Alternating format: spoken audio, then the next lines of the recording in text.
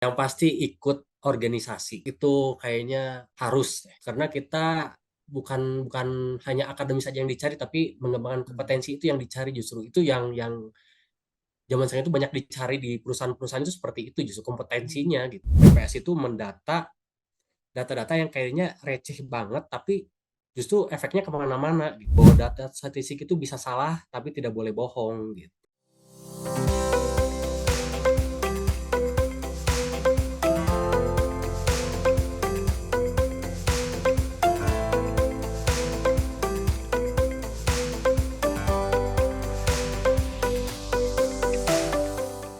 Dalam episode inspiratif kita, kali ini kita akan menyelami dunia jurnalistik yang dipadukan dengan statistika yang menarik bersama Kang Andri Saleh. Kang Andri Saleh lahir di Ciamis pada 7 Mei 1972. Bukan hanya seorang PNS di Badan Pusat Statistik Provinsi Jawa Barat, dia adalah mahasiswa pasca sarjana Ilmu Komunikasi di Universitas Padjadjaran. Selain bekerja di bidang statistika, Kang Andri memiliki hasrat tinggi terhadap dunia jurnalistik dengan keahlian dalam fotografi, penulisan artikel, public speaking, dan desain grafis. Kang Andri meraih gelar sarjana matematika dari FMIPA Unpad pada tahun 2002. Kemudian melanjutkan pendidikan magister ilmu komunikasi di Unpad pada tahun 2022. Perjalanan karirnya membawanya menjadi seorang guru di Ibnu Sina Islamic Full Day School dan seorang editor di penerbit Grafindo Media Pratama. Tidak hanya berkecimpung di dunia statistika, Kang Andri Saleh adalah seorang penulis produktif dengan karya berupa novel, buku ajar, buku pengembangan diri, dan karya ilmiah. Dia bahkan berhasil meraih gelar sutradara terbaik di Indonesian Sensus Film Festival 2019 dan penulis cerpen terbaik ketiga nasional dari BPKRI pada tahun 2021. Kang Andri bukan hanya seorang statistikawan, tetapi juga seorang jurnalis yang ulung. Sebagai Ketua Humas di PPS Provinsi Jawa Barat, dia memadukan keahlian statistikanya dengan kemampuan jurnalistik, membawa informasi angka menjadi lebih dekat dan dapat dipahami oleh masyarakat. Dengan semangatnya dalam dunia jurnalistik dan kecintaannya pada angka, Kang Andri Saleh membuktikan bahwa statistika bisa menjadi cerita yang menarik. Jangan lewatkan wawancara inspiratifnya hanya di Cinta MIPA episode 23 dengan judul Jurnalistik dalam Ruang Angka. Oke Kang, aku juga kebetulan baru tahu nih Kang, ternyata dari BPS dengan media, mungkin perusahaan medianya sendiri punya hubungan dan relasi yang kuat gitu ya Kang, dalam Ya, membangun kerjasama tadi. ya. Karena kita pun Oke, ketika bikin event, Kang Riyad, hmm, misalkan kita bikin event kayak kemarin pojok statistik di gedung Kadaga kan, iya itu betul. kita mengundang wartawan di sana untuk meliput. Hmm, Ketika ada oke. event yang levelnya lebih tinggi lagi, level nasional misalkan, kita juga mengundang wartawan untuk meliput gitu. Jadi kita emang udah kenal dengan wartawan, para jurnalisnya, para wartawannya kita udah kenal gitu, udah kenal baik gitu. Kita menjaga hubungan itu gitu, menjaga hubungan Iya. dengan, selain dengan instansi pemerintah, kita juga menjaga hubungan baik dengan media massa. Jadi dengan harapan ya itu tadi, data-data kita bisa dibunyikan lebih luas lagi, bisa disampaikan lebih luas lagi secara transparan gitu. Oke Kang, wah insight baru nih buat teman-teman mahasiswa mengenai BPS ini. Nah mungkin Kang, kita tadi berbicara tentang hobi Akang udah nih, tentang bahkan tentang BPS-nya juga udah. Nah mungkin ada gak sih Kang, kayak semacam pesan-pesan nih kepada teman-teman mahasiswa yang kayak belum nemuin passion-nya nih, kayak misalkan kalau Akang sendiri emang passion-nya itu di bidang komunikasi dan juga di bidang pekerjaan Akang sekarang. Nah, mungkin sebagai mahasiswa yang mungkin dalam tanda kutip sedang mencari identitasnya nih untuk karirnya, ada gak sih pesan-pesan dari Akang untuk mahasiswa yang masih sedang mencari passion-nya itu apa gitu? Yang pasti ikut organisasi. Itu itu kayaknya eh, harus ya, harus ikut organisasi karena saya dulu masuk 98 karena di antara teman-teman satu angkatan itu saya paling senang banget moto-moto. Jadi setiap adegannya saya sukanya moto gitu, motret-motret, kemudian gambar-gambar gitu kan, masih ke bawah kuliah kan. Akhirnya ketika ada pembentukan apa namanya itu, kalau sekarang, kalau dulu itu namanya himpunan. Sekarang masih ada himpunan ya? Masih Kang, masih Himpunan ya ada beberapa kan? himpunan banyak. Ya. Nah, itu ada himpunan, kemudian dibuat apa organisasi himpunan itu, dan kebetulan saya masuk di divisi dokumentasi dan eh, publikasi kalau nggak salah, publikasi dan dokumentasi. Nah, jadi kepala divisi publikasi dan dokumentasi. Tapi cuma level himpunan aja. Kalau siapa tadi, Kang Didi tadi kan levelnya fakultas ya. Kalau saya levelnya masih himpunan. Cuma ya itu untuk mengasah hobi saya gitu, kesukaan saya, passion saya di situ. Jadi diasahnya di situ. Jadi ketika ada event-event himpunan, saya terjun di situ, bikin foto, bikin publikasi dan lain-lain gitu. Jadi ya kalau bisa adik-adik di MIPA ini yang masih mahasiswa, yang masih mencari jati diri dan lain-lain, kalau ketemu misalkan, oh saya sukanya nulis nih, masuk ke himpunan atau masuk organisasi. Kalau bisa yang lebih luas, lebih bagus itu. Jadi pengalamannya lebih apanya lebih lebih bagus dan lebih matang gitu di situ. Gitu Kang Riyad sih. Oke, jadi saran dari Akang buat teman-teman mahasiswa yang masih bingung passionnya apa, intinya coba ikut organisasi dan Ya, kembangkan minatnya di sana ya, Kang. ya gitu. Oke, Karena di siap. situ kita bisa bisa mengasah, bisa ketahuan gitu, bisa Ya, bisa muncul gitu, gitu dari situ. Karena sayang banget kalau misalnya kuliah kuliah doang terus pulang, kuliah pulang gitu, sayang sayang banget ya, gitu. Karena kupu-kupu ya, Kang. ya karena kita bukan bukan hanya akademis saja yang dicari, tapi mengembangkan Hmm, kompetensi itu yang dicari, justru itu yang zaman sekarang itu banyak dicari di perusahaan-perusahaan itu, seperti itu justru kompetensinya gitu. Kalau latar belakang benar. pendidikan kadang gimana ya, nggak terlalu ini sih latar belakang pendidikan, kadang nggak nyambung juga antara latar Hmm, belakang pendidikan dengan pekerjaan yang di ini kan. ya, Makanya biasanya kompetensinya yang dicari gitu. Makanya saya sekarang itu nyesalnya kenapa saya dulu cuma sampai level himpunan, kenapa nggak fakultas, kenapa nggak universitasnya gitu. Itu yang saya sesali sekarang. oke, Itu Kang Kang. Riyad. Oke, dan mungkin itu bisa jadi pembelajaran buat mahasiswa yang sekarang masih aktif ya, Kang. Ya, ya.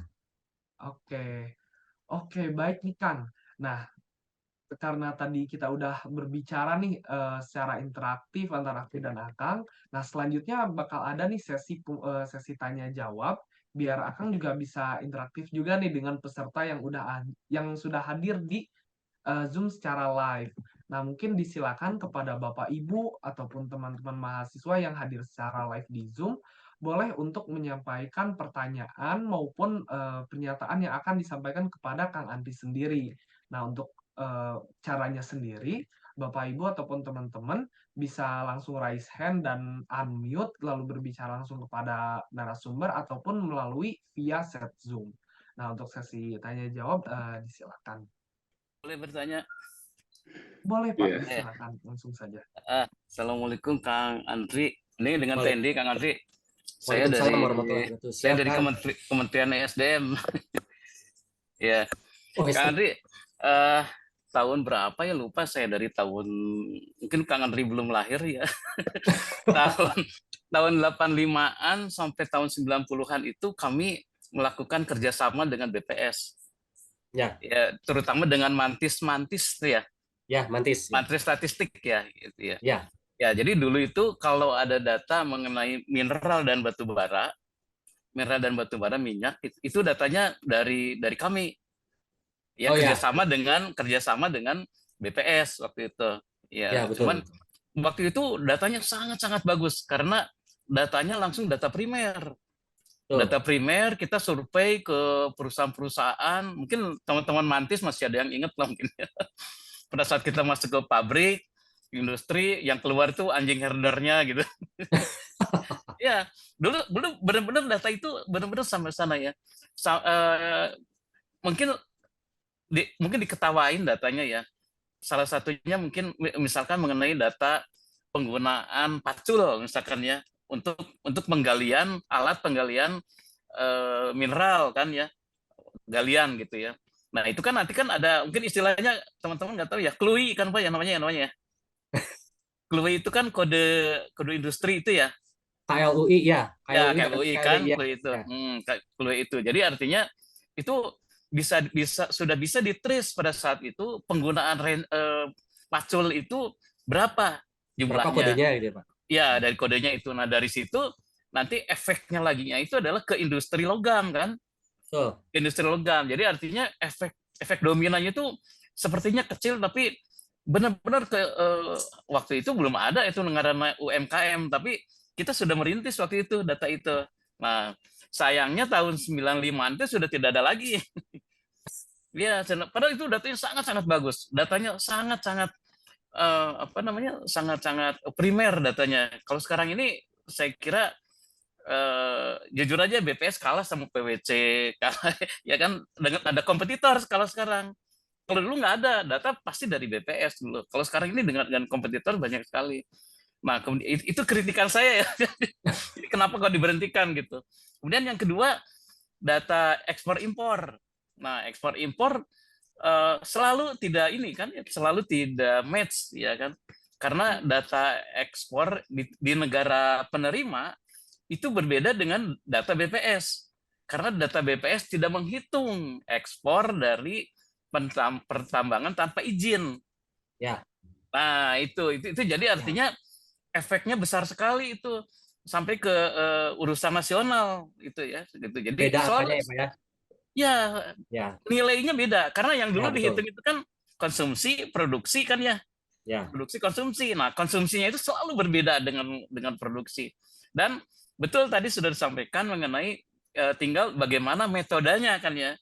Betul. Bagaimana metode untuk pengolahan datanya gitu. Nah, jadi saya hanya menyayangkan aja kok itu sudah tidak ada lagi. Padahal mantisnya itu kan luar biasa banyak sekali. Mantisnya malah sekarang diambil oleh PNPM ya. Yang Eh, apa namanya? Apa tuh P3K. yang ya itu P3K ya? bukan. Jadi diambil oleh swasta sekarang ini orang-orangnya. Padahal orang-orangnya itu waktu itu kita latih untuk bagaimana cara meresume dari suatu data ya. Jadi informasi mengenai sesuatu yang tadinya kuantitatif menjadi kualitatif seperti tadi diceritakan menjadi suatu novel gitu ya. Itu sebenarnya dari dulu udah ada, hanya dulu belum tahu medianya gitu ya. Ya. Jadi dari dulu sudah ada yang hal-hal seperti itu, hanya sekarang ini mungkin karena dengan adanya digital teknologi ya itu seperti itu. Gitu. Jadi datanya benar-benar primer sekali dulu itu. Ya, gitu. Ya. Datanya sampai receh-recehnya kita tahu waktu itu. Gitu. Mungkin itu aja masukannya Kang. Siap Kang Tendi. Atur nuhun Kang Tendi. Jadi kalau misalkan apa namanya, kita balik lagi ke organisasi itu kan biasalah dinamika organisasi ya. Dinamika organisasi itu kadang bergantung juga entah itu ke pimpinan, kebijakan pimpinan, atau entah ke kepentingan tertentu gitu. Makanya bisa sampai diputus kerjasamanya seperti itu. Saya kurang kurang paham juga karena itu tahun berapa ya tadi, 95 ya. 95 itu saya masih SMP. belum belum tahu itu apa urgensinya sampai diputus. Cuma mengenai keunikan data dan efek dominonya memang seperti itu. Mungkin Kang Riyad dan Bapak Ibu dan teman-teman semua, Kang Teteh juga perlu tahu bahwa kadang kita itu BPS itu mendata data yang kayaknya ini apa sih, data apaan sih, cuma emang efek dominonya penting gitu. Kayak contoh kemarin itu tahun berapa ya, 2011 itu kita mendata jumlah sapi se-Indonesia. Kebayang nggak Kang Rian? Kita mendata Wow. jumlah sapi, jumlah kambing, jumlah apa lagi ya kemarin itu, jumlah ayam. Ayam dihitung nggak ya, saya lupa. Pokoknya sapi dan kerbau, sapi, kerbau, kambing. Kita mendata itu. Berapa ekor sih yang ada di Indonesia, sapi, kambing, dan kerbau. Kalau dipikir-pikir kan, ngapain hitung-hitung beginian kan. Tapi ternyata itu dibutuhkan oleh beberapa pihak gitu.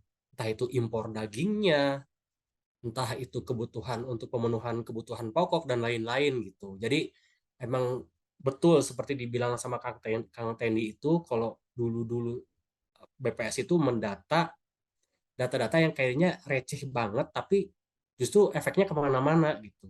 Seperti itu. Kemudian terkait dengan tadi apa ya Kang Tendi, itu yang kedua itu saya lupa. terkait dengan apa namanya, Ekspor. ya ekspor ekspor impor itu emang emang ya balik lagi ke dinamika organisasi sebetulnya, karena angkanya berbeda. Kenapa? Karena ya mungkin untuk yang luar negeri, untuk yang internasional itu termasuk dengan yang tidak berizin tadi, sedangkan di kita yang tidak berizin tidak dimasukkan, jelas nanti hasilnya jelas berbeda gitu. Makanya balik lagi ke prinsip data statistik yang dipegang oleh BPS, bahwa data statistik itu bisa salah tapi tidak boleh bohong gitu. Jadi tergantung dari mana kita ngambil metodenya, seperti itu. Gitu Kang Teddy dan Kang Mungkin Ria. tambahan sedikit sekali kan. Sekarang ini Ya, kan siap Kang. ada kecamatan dalam angka, ya kan, provinsi dalam angka gitu. Update-nya tiap tiap tiap apa? Tiap Tiap tahun. bulan ya. Kalau yang itu tiap bulan ya, yang kecamatan itu. Kalau kecamatan publikasinya terbitnya tiap tahun Pak Yang sebetulnya per Pak. lembar itu, yang lembaran-lembaran itu. Karena saya selalu membaca itu. Oh, kalau sekarang buku Pak, buku. Oh, buku ya. Ya, buku. Jadi Eh, kecamatan dalam angka tahun 2011, tahun ya, 2012, tahun 2022 seperti itu Pak. ya. Jadi kadang-kadang apa namanya? Datanya kok sama gitu kadang-kadang. Tahun ini dengan tahun depan itu apa tidak ada perkembangan gitu ya. Mungkin tinggal tinggal ya alasannya aja mungkin ya gitu ya. Karena itu sangat-sangat dipakai gitu ya kalau pada saat kalau di kementerian itu untuk melakukan kebijakan-kebijakan itu ya karena harus pakai BPS. Kalau pakai Betul. PBC itu sebagai pembanding, kemudian Perupa Data itu sebagai pembanding, ya kemudian ada lagi Betul. dari Econet ya gitu dan data dari BPS itu jujur aja diolah lagi oleh CIK misalkan ya, CIK yang di Raden Saleh itu, nah itu diolah lagi dan itu menjadi data bisnis kan ya. Ya, Gitu. Itu aja mungkin Kang, nuhun. ya Kang Teddy. Jadi Kang Riyad, BPS itu mengeluarkan publikasi yang ada namanya Provinsi Dalam Angka. Misalkan kalau Jawa Barat bikin publikasinya Jawa Barat dalam angka tahun 2022. Kalau misalkan Kota Bandung bikin Kota Bandung dalam angka tahun 2022. Itu isinya data-data statistik, bentuknya tabel, tabel-tabel. Nah, data itu diperoleh dari mana? Itu ada dua. Yang pertama itu data primer, yang kedua itu data sekunder. Kalau data primer itu data dari BPS sendiri, hasil pendataan BPS sendiri. Kalau data sekunder itu dari data dari instansi-instansi lain. Misalkan jumlah PNS, kita ngambilnya dari BKD. Atau apa lagi ya, data apa ya? Misalkan data tentang pertanian, kita ngambilnya dari Dinas Pertanian gitu. Jadi macam-macam publikasi itu gitu. Seperti yang dibilang Pak Kang Tendi tadi kan, itu tahunan. Tapi kalau yang Kang Tendi yang tadi lembaran dan tiap bulan tuh kayaknya rilis. Kita rilis tiap bulan kan. Itu biasa kita mengeluarkan publikasinya dalam bentuk lembaran, berita resmi statistik, dan dilampirkan dengan infografis. Seperti itu Kang Tendi dan Kang Rian. Oke, baik, Kang. Nah, mungkin selanjutnya dari Bapak Budi Cahyana nih, Kang, sudah raise hand. Mungkin boleh kepada Ya, Bapak Budi untuk disampaikan pernyataan maupun pertanyaan. Ya, hatur nuhun Kang Riyad ya. Alhamdulillah. Salam kenal Kang Andri. Aduh, siap Kang Budi, inilah salam nih kenal juga. eh, apa namanya? Saya kan alumni statistik, tapi malah dapat info lebih banyak dari Kang Andri ini tentang BPS. Kalau dulu saya tuh ingat banget waktu awal kuliah tuh banyak pegawai BPS itu melanjutkan S1-nya tuh di statistik Unpad. Jadi kita tuh ospeknya tuh bareng-bareng tuh sama bapak-bapak gitu ya. Terus seru. Tadi ngerespon Kang Tendi ini emang kalau zaman dulu ya memang banyak ada mantri statistik, ada kalau yang sering saya dengar tuh dulu itu namanya jupen, juru penerang. Kalau Oh dulu ya, kan apa sih menteri penerangan ya, jupen itu istilah-istilah lama. Itu tuh bagus banget tuh namanya mensosialisasikan program-program pembangunan ya zaman itu kan temanya selalu itu gitu ya. Jadi memang sekarang zaman udah berubah, jadi apalagi dengan teknologi gitu ya, semuanya udah berubah lagi.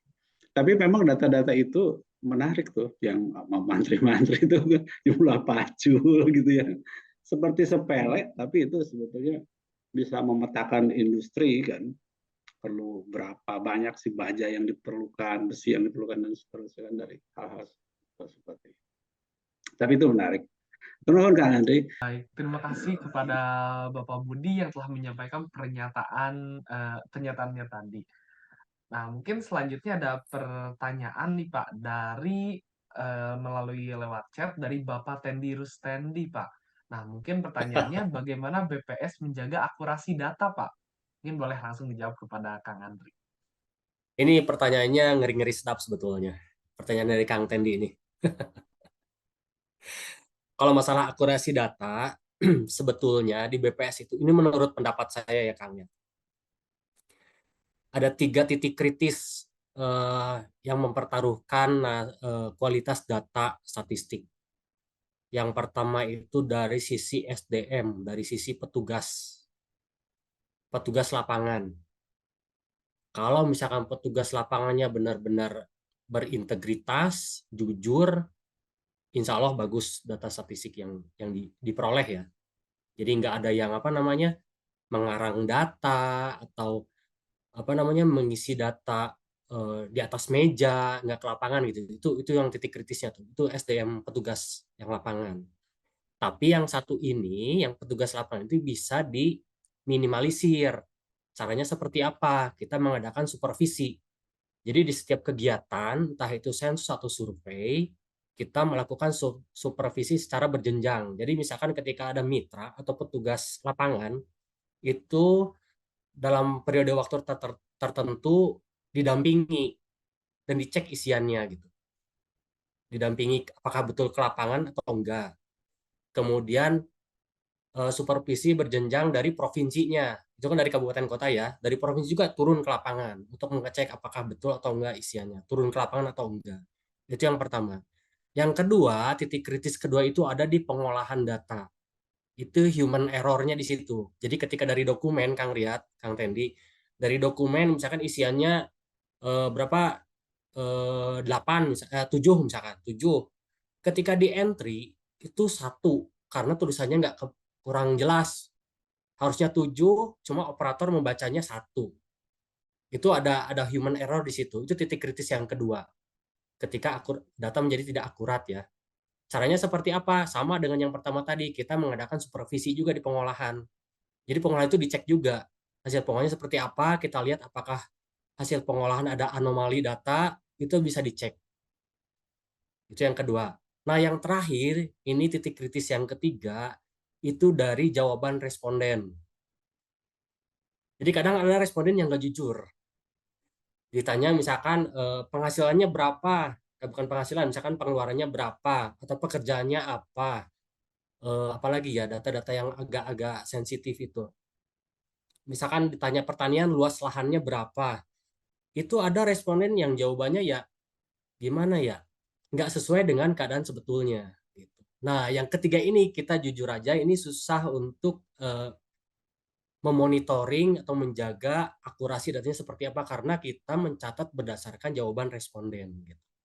Jadi dari 3 titik kritis itu dari BPS itu baru bisa mengupayakan yang dari SDM petugas lapangan dan dari pengolahan. Sedangkan dari jawaban responden kita kan nggak bisa kita nggak bisa memaksa responden jujur dong, kita nggak bisa gitu. Kita responden jawabannya segitu, ketika kita verifikasi lagi, kita probing lagi jawabannya tetap segitu ya, kita tulis segitu gimana lagi kan? Kita tulis berdasarkan jawaban respon. Jadi seperti itu, Kang Tendi, Kang Rian.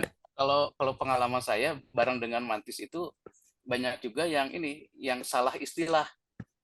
Ya. Salah istilah di bahasa setempat. Contohnya ada yang sebut batu sabak, misalkannya ada yang sebut batu apung gitu. Di formnya itu adalah batu apung.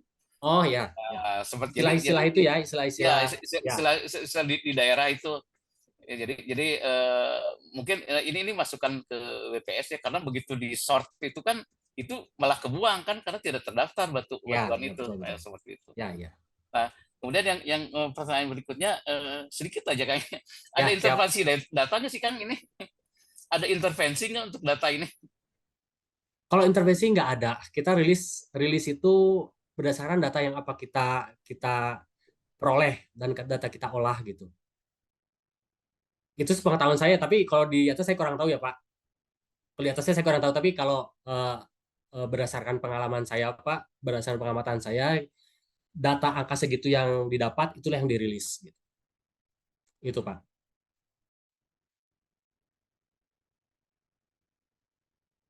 Baik, terima kasih kepada Bapak Tendi yang telah menyampaikan pertanyaannya dan tadi pernyataannya. Untuk selanjutnya mungkin dari Bapak Ibu ataupun teman-teman lainnya, apakah ada yang ingin disampaikan atau ingin ditanyakan? Boleh disilakan. Oke, baik. Kalau misalkan tidak ada, kita langsung ke penghujung acara. Nah, mungkin untuk penghujung acara kali ini, boleh kepada Kang Andri Saleh buat menyampaikan closing statement-nya nih untuk eh, kepada baik itu kepada Bapak Ibu yang sudah hadir di sini maupun kepada teman-teman mahasiswanya. Boleh disilakan Kang closing statement-nya. Baik, sebelum acara ini berakhir, saya ucapkan terima kasih kepada Akang Teteh dari IKAMI Pak Unpad, Kang Didi, hatur nuhun, Kang Sandi juga hatur nuhun, Bapak Ibu semua. Suatu kehormatan buat saya, apalagi ada Pak Dekan sama Pak Wadek juga hadir di sini. Saya kaget tadi betul pas lihat, kok ada Pak Yudi di sini ya? Pak Iman juga ada, oh. Jadi agak gimana ya, agak grogi juga sebetulnya. Jadi sekali lagi saya ucapkan terima kasih. Ini sangat sebuah kehormatan buat saya untuk bisa sharing di di acara podcast ini gitu. Kemudian untuk teman-teman mahasiswa di MIPA Unpad, yang pertama adalah harus punya mimpi, harus punya cita-cita, dan harus punya tujuan. Dan tujuan itulah yang harus dikejar. Dan tidak ada cita-cita yang bisa dicapai tanpa pengorbanan. Jadi harus ada yang dikorbankan. Entah itu waktu, entah itu tenaga, entah itu biaya. Yang penting kejar cita-citanya.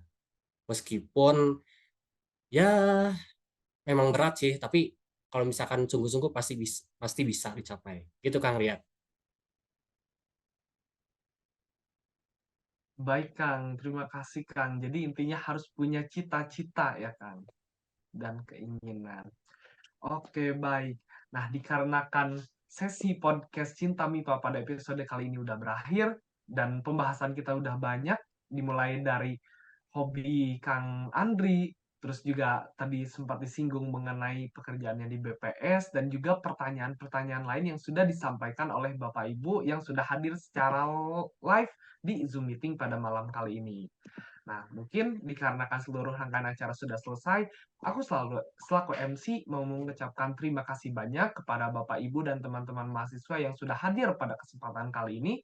Semoga podcast Cinta MIPA pada episode kali ini dapat bermanfaat dan tentunya inspiratif.